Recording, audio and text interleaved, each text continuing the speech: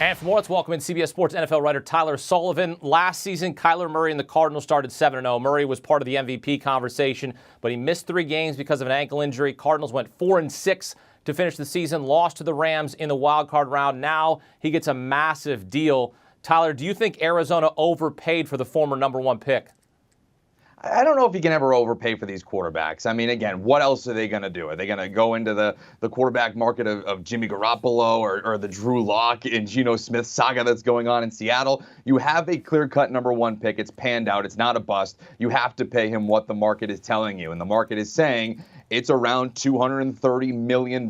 So, no, I don't believe it's really an overpay here. You know, I'm curious to see what happens now. Does his Instagram now revert back? Does he push a button and do we get all the Cardinals posts back or whatnot? I think, again, it's one of those things where the off-season storylines get ahead of us. Kyler Murray is doing his job trying to jockey for position in these negotiations, but ultimately he's doing what he's supposed to do, make the most amount of money possible. It's much more money than to be making in baseball. I saw a tweet earlier today from our social team. The Cardinals are paying him more on this contract than the entire salary for the Oakland A's this season in AAV. So again, Kyler Murray, top flight, dual threat quarterback. He, like you said, brought him to 7-0 last season. They have to be a little bit more consistent, but ultimately, this is what you pay quarterbacks of his caliber. It's a rare instance when it's better to play in the NFL than in Major League Baseball, huh? Because a lot of times it's all because baseball contracts are all fully guaranteed, but now we're getting into that scenario where more of these contracts are getting guaranteed. And of course, the Cleveland Browns, just opening up the market with the deal for Deshaun Watson.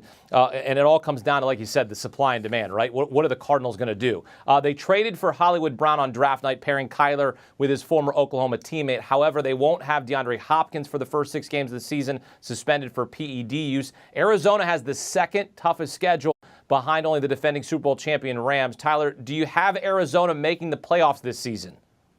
And one thing to point out there, too, they don't have Chandler Jones anymore, losing him in free agency to the Las Vegas Raiders. And so there's a lot of turnover, even though they have the continuity at quarterback. But no, I have them on the outside looking into the playoffs this year. I do think the NFC stays largely the same in terms of the playoff picture, but this is one of the rare teams that I think is now on the outside looking in, and it's kind of the same old story for these Cardinals. They start off hot, like we saw last year, whether it's injuries or questionable decisions down the stretch. Like you mentioned, a tough schedule this season. I do wonder what it will look like as the season goes on in this now. We're still getting used to the 17-game schedule, 18-week season for them. And so it's kind of one of those things where I'm saying, hey, listen, prove it to me before I can actually put my money behind you and back you for a season-long bet here.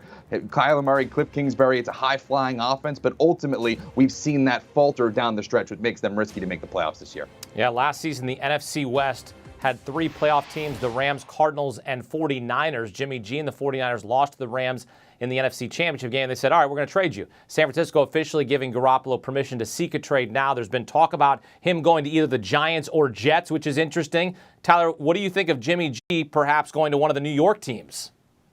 I think it's fascinating because that's really kind of the only spots where, again, Jimmy Garoppolo doesn't have the luxury right now of being a starting quarterback or having a clear-cut avenue. And that's kind of my big takeaway from this. Yes, he could go be a backup for one of the New York teams and maybe even get in the mix with a, New York Giants of Daniel Jones, who they declined the 5th-year option. Maybe that, is something that could be a long-term option with Brian Daboll as the new head coach there. You could certainly see that that's a possibility for a reclamation there. But when you think of Jimmy Garoppolo, the first couple of sentences, you start talking about the injuries. And as much as it derailed his San Francisco 49ers career, again, when he was on the field, he was, going to NFC championships, going to Super Bowls, but he was off it more than he was on. Derailed it. Now they have Trey Lance. But, the underrated piece of all of this is that injuries are once again, hurting his chances of a second chapter in the NFL. He's been hurt all offseason. Teams can't trade for him. If he's fully healthy, is all of a sudden a starting job in Indianapolis, Atlanta, Carolina, all teams that are changing their quarterbacks. Is that open to him now? Even Washington and the Commanders, I think he's a better option than Carson Wentz when fully healthy. So again, Jimmy Garoppolo hampered by injuries and now possibly looking at a backup role in 2022. As for Jimmy G's old squad, as we assume that he'll be traded, the 49ers turning things over to the youngster Trey Lance. Tyler, the 49ers have one of the most difficult schedules in the NFL. This year, are Trey Lance, the 49ers, is he leading them to the playoffs?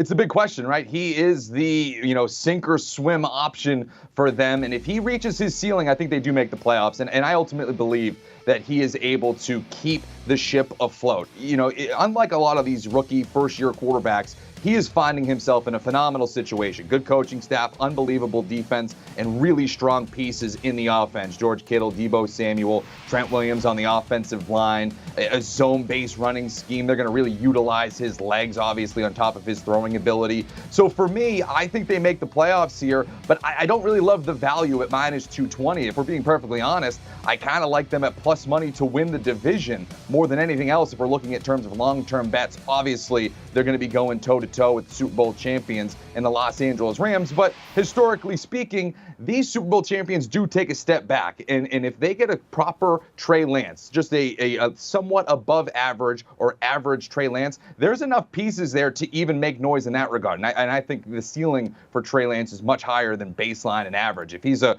number 3 overall pick and lives up to that draft billing, you're talking about a team that can really make some noise and that is already ready-made to compete for a Super Bowl. Certainly going to hinge on the production, or if there is no production from Deebo Samuel, you got to think he's going to continue to produce. The star receiver wants a new deal in San Francisco. Unclear if he'll report to training camp. Meantime, Raiders star tight end Darren Waller also wants a new deal, yet he has reported to camp. Now, for some context here, as you know, the Browns gave David Njoku a 4-year deal worth nearly $57 million, which I thought was crazy. Tyler, what do you expect the Raiders to give Waller?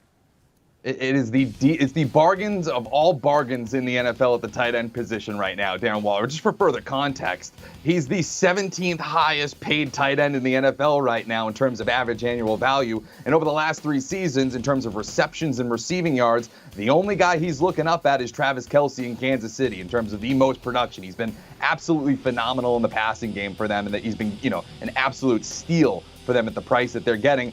I think that if an extension does come, and remember, he's signed through 2023, it's not just this season.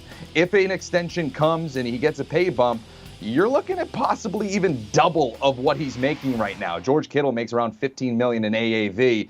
It's going to be in that area. It's going to be higher than David Njoku. It's going to be higher than the likes of like Jonnu Smith, who's making 12.5 in AAV with the New England Patriots, who did next to nothing in terms of production for them last year. So you're talking about, maybe not market setting, but you're going to be in that conversation of one of the highest paid tight ends in the NFL. This is what Darren Waller is, and he'll soon be paid as such if the Raiders keep it up. Excellent context there from Tyler. All right, Raiders made the playoffs on the last day of the season, lost the eventual AFC champion Bengals in the playoffs this year, got a new head coach in Josh McDaniels, one of the greatest receivers of all time on the roster, in Devontae Adams. They also signed Pro Bowl defensive end Chandler Jones, who we talked about, who they lost. They got over from Arizona. The AFC West got stronger all around, really, Tyler. Look, everybody's trying to catch up with Kansas City. Kansas City lost Tyreek Hill. So do you have the Raiders getting back to the playoffs this year? It's an absolute arms race. It was the funnest division to watch this offseason, whether it's J.C. Jackson, Khalil Mack, Russell Wilson. It was unbelievable what they were able to do, and the Raiders weren't sitting out of it. Obviously, like you said, Chandler Jones, Devontae Adams, building off of what is already a playoff team, and they improve at the coaching position, too, with Josh McDaniels. But all that being said, I don't know if they make the playoffs here. Unlike the NFC, I think you're going to see a lot of turnover in the playoff picture in the AFC. You had teams like the Tennessee Titans, who were the number 1 seed. I don't know if they're going to make the playoffs. The New England Patriots, I don't know if they're going to make the playoffs. And I think the Raiders are in that conversation, because if you look at everybody else, especially in that division, I think the Chargers are better than them right now. I think the Denver Broncos, if Russell Wilson and Nathaniel Hackett can get things going early in their relationship, I think that they have a higher ceiling. The Baltimore Ravens with Lamar Jackson, I think that they have a higher ceiling. They're getting healthy after an injury-riddled season a year ago. So you have all of these kind of elite teams that for one reason or another weren't in the playoffs a year ago. I think they kind of inched their way back in. And then you still have Kansas City, who I think is a factor. Buffalo, certainly a lock there as well. Cincinnati, I don't think is going away. So there's just a lot more competition in the AFC, which is why I would much rather, put my money elsewhere with the Raiders to make the playoffs. If you want like a long shot with the Raiders, for me, it would be to win the division at plus 700. That to me, again, if you're doing the long shot thing, and if everything goes right for the Raiders, maybe they just beat each other up enough in the AFC West that a 10-7 or an 11-6 season gets you in, and that's maybe where the Raiders can kind of, again, surprise everybody in the NFL. Yeah, it's going to be fascinating to see what happens once again in the AFC West, as now You got Russell Wilson there with Denver. It's going to be an interesting, certainly, competition from inside that division. Countdown continues inside 50 days until a brand new season kicks off. Tyler Sullivan getting set for kickoff here on CBS Sports HQ as we get closer and closer to kickoff. Because, look, there is no offseason in the NFL. And, hey, for all things NFL, check out the Pick Six podcast. Join host Will Brinson and his super friends Ryan Wilson and John Breach, delivering your daily fix of NFL news and analysis. Get you up to speed so you're always in the know. The Pick Six podcast. Download and subscribe today. Do you want a sports network that delivers everything that matters about the game? The highlights, the picks, the instant analysis. No yelling, no fake debates, no politics. Hit the subscribe button and never miss a moment.